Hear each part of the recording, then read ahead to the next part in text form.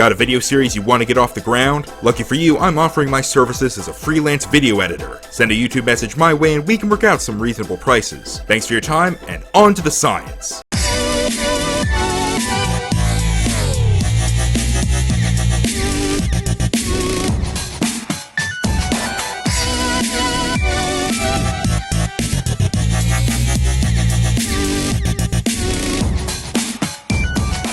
Finally, after several months, 2 cases of sickness, a mass file corruption, and 3 more episodes, one of which was an April Fool's video that nobody seemed to get, probably because YouTube went and published it a day early, it's here. Let's do it. A few episodes ago, we tackled the topic of the technicalities it took to tame and tantalize us into testing this televised, show. I need to practice with alliteration. Long story short, the answer comes down to subtle effects it has on our brain with its setting, color schemes, and even characterization of the characters. Redundancy. And at the end, I left you all with a very important question. While we know how the show has affected us, how have we affected the show? It's no secret that when MLP first came out, it was for little girls. In fact, one could argue that it still is, but is it? Let's take a look through the episodes and just see how some things have changed. The most obvious change is a collection of Easter eggs you'll see throughout the series, starting with late season 1, particularly one Derpy Hooves, or Ditsy Doo. Originally just a joke from one of the animators, she went on to become basically the face of the fandom, if not the show as a whole. And how did the show react? Did they just ignore it and continue on? No, they kept putting her in, giving the Bronies little treats to look for because she was so popular. In fact, they went so far as to give her actual dialogue and a canon name in one episode.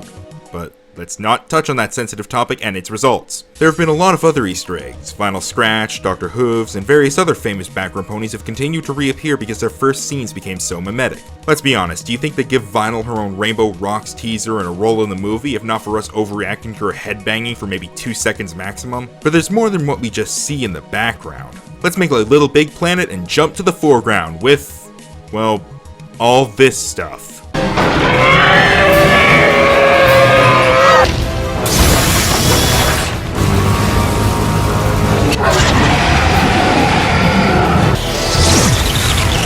That is mine!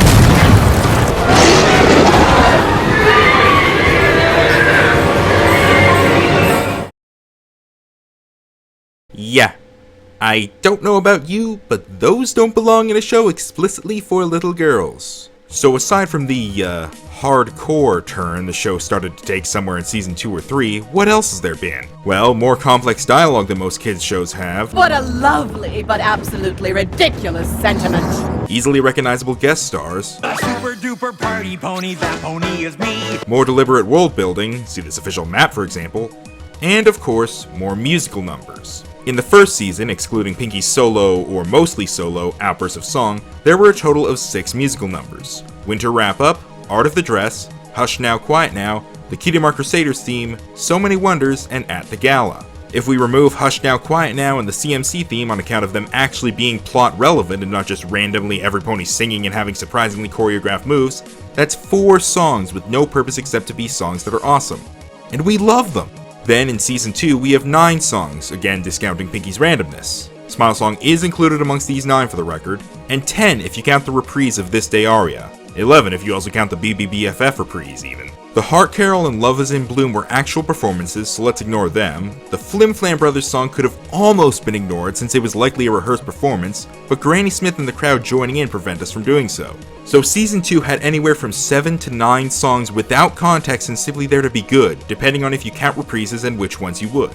In addition, in season 2, many people note that this is when the song quality picked up further. This Day aria, Love is in Bloom, the Smile Song, and to some extent the Flim Flam Brothers are frequently considered fan favorite songs of the whole show. Season 3 had only half as many episodes as usual, but that doesn't stop the tally. None of these songs are just Pinkie Pie's random outbursts in music form, and only 2 could have context. Raise This Barn could be an Apple family tradition of sorts to sing while working, let's not put it past them.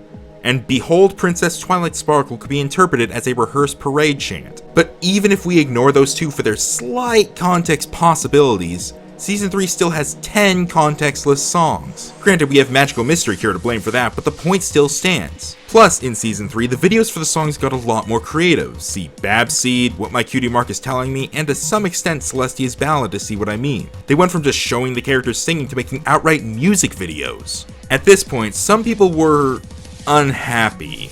Season 3, despite having half the episodes, had double the songs of the first season, and more than double the songs with no context, besides being there to be cool songs. And we could take on Equestria Girls, but well, it's justified on account of being a movie, and only one song is actually seen being sung by the characters rather than just part of the soundtrack, and it's a rehearsed flash mob. And then, Season 4.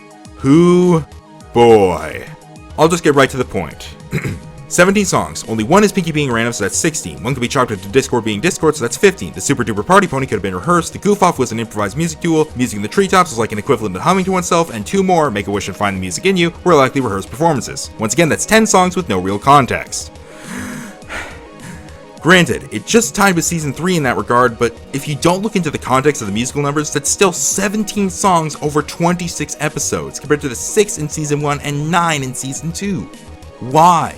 Because, as I said, Bronies love the songs. Winter Wrap-Up was considered one of the greatest episodes back before Season 2 simply because it had the first big musical number, and there were a lot of people doing covers and uploads of the other songs as well. Hasbro noticed, and they realized that this new fanbase they were acquiring were easily attracted to, among other things, musical numbers. So they piled them on more, and more, and more, yeah, you get the idea. So the next time you go to complain about how there were 6 songs crammed into one episode, or how all those roaring monsters don't make this seem like a kid-friendly show, or why Derpy is getting way more attention than she realistically needs, keep in mind that we're partially to blame. Partially as in at least 50 or 60%.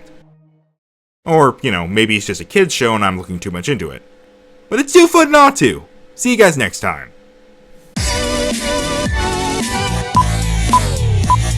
Hope you enjoyed this episode. If you liked it, please give it a thumbs up and a comment down below, and consider subscribing for more episodes of Cutie Laboratories, along with a variety of other videos. Trust me, this helps out a lot more than you'd think. And be sure to check out past episodes, such as the ones shown here. Click on the picture to be taken to them if you have annotations turned on. And lastly, check out Aleximus Prime, the awesome artist who made the Science Pony artwork for this series. Thanks again, and have a good one!